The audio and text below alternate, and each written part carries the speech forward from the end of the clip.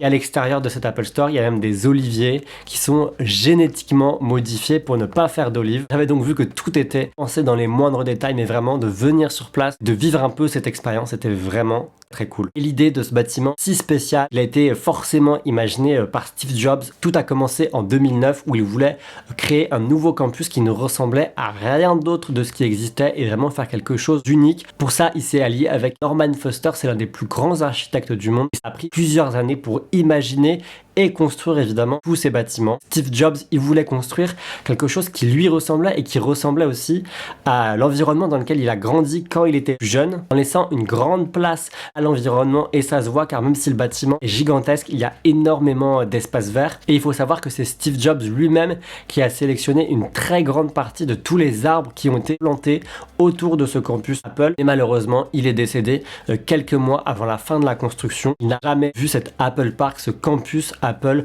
terminé. Bon et vous l'avez vu, j'ai adoré me rendre sur place.